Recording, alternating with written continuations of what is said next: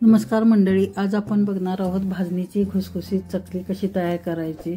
त्यासाठी मी भाजणी तयार करून घेतली आहे। तर भाजणीमध्ये मी 1 किलो तांदूळ, अर्धा किलो हरभऱ्याची डाळ, 150 ग्रॅम उडीद डाळ, 50 ग्रॅम पोहे, 50 ग्रॅम शाबू चांगलं गरम करून घेतलेलं आहे। आणि ही बघा अशी भाजणी तयार करून घेतली आहे।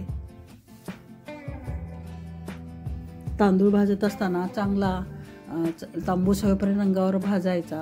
हरभरा डाळ ही चांगली कडक होईपर्यंत मंद गॅसवर चांगली भाजून घ्यायची।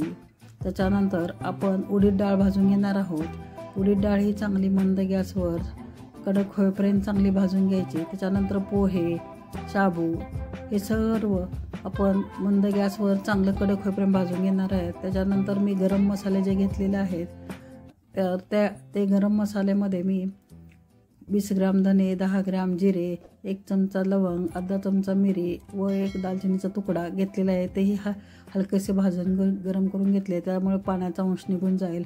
ही आपली झाली भाजणी व आता हे मी दळून पीठ आणलेलं आहे। आता यातील आपण अर्धा किलो पीठ घेऊन चकली कशी बनवायची ते बघणार आहोत। तर अर्धा किलो पिठामध्ये अर्धी वाटी तेल, साधारण 75 ग्रॅम आहे, ते चांगले गरम करायला ठेवलेलं आहे। तोपर्यंत आपण पिठामध्ये तीळ, ओवा, मीठ, लाल तिखट आपल्या आवडीनुसार घालू शकता। त्याचं प्रमाण त्याच्या चवीनुसार राहतं। आता आपण ह्या पिठामध्ये तेलाचे कडकडीत मोहन घातलेलं आहे।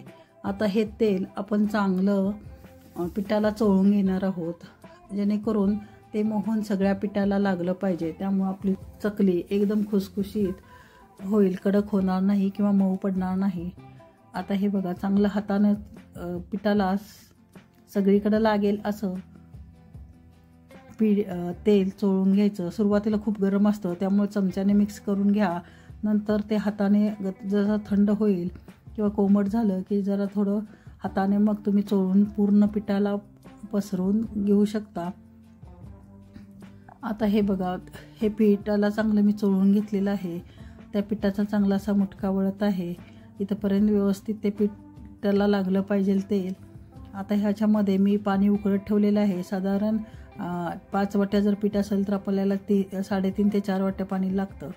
मग ते पाणी, उकळलेलं पाणी ते पिठामध्ये ओतून घ्यायचं आणि चांगलं मिक्स करायचं। तेही सुरुवातीला चमच्याने घ्यायचं, हाताला चटका लागण्याची शक्यता असते, पण ते गरम असतानाच सगळ्या पिठाला हळूहळू मिक्स करून घ्यायचं। जसं जसं एकदा मिक्स झालं की ते पीठ चांगलं वाफवलं जातं त्या पाण्यामुळं आणि चकली हलकी व्हायला मदत होते व खुसखुशीतही होते। तर आता हे पीठ थोडं थोडं पाणी घेऊन असं मिक्स करून घ्यायचं।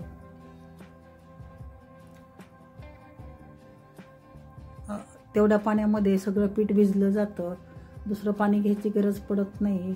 वाटलं तर परत मळताना थोडंसं पाण्याचा हात घेऊन कोमट पाण्याचा तुम्ही पीठ मळलं तरी चालतं।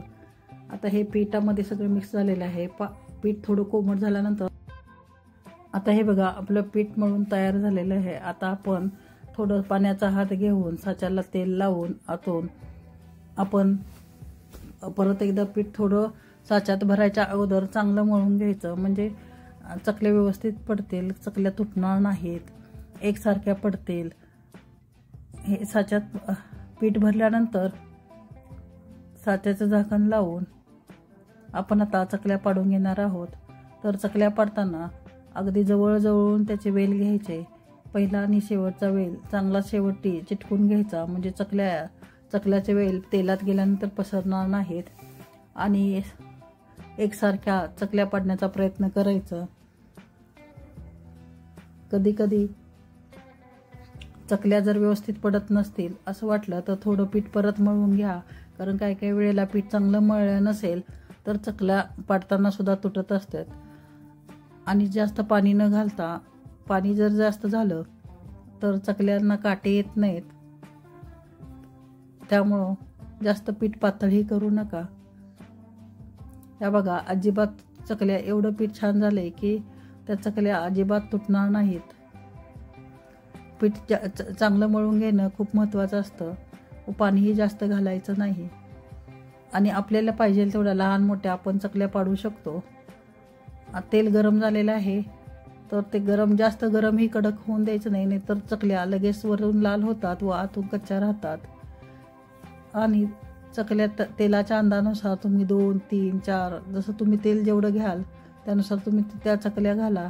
जास्त चकल्या घातल्या तर तेलाचं टेम्परेचर कमी होऊन चकल्या जास्त तेल पितात. सुरुवातीला थोडा गॅस जास्त मोठा ठेवायचा आणि चकल्या टाकल्यानंतर लगेच मंद ते मिडियम साईजवर गॅस ठेवून मग चकल्या तळायच्या.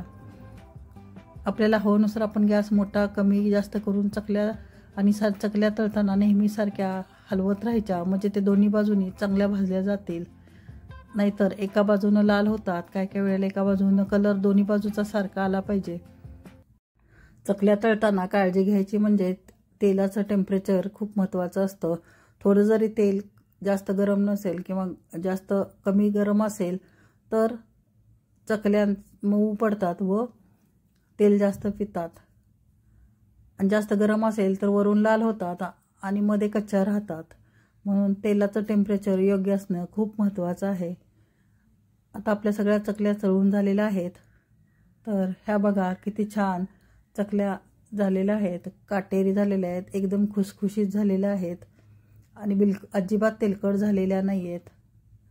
ह्या चकल्या लहानांपासून मोठ्यापर्यंत कोणीही खाऊ शकतं. चकल्यांना काठीही खूप छान आलेले आहेत. तर तुम्हाला हा व्हिडिओ कसा वाटला? तुम्हाला हा व्हिडिओ आवडला का? आवडला असेल तर सर्वांना लाईक, शेअर, सबस्क्राईब करा आणि तुम्हाला सर्वांना दिवाळीच्या हार्दिक शुभेच्छा. व्हिडिओ शेवटपर्यंत पाहिल्याबद्दल धन्यवाद.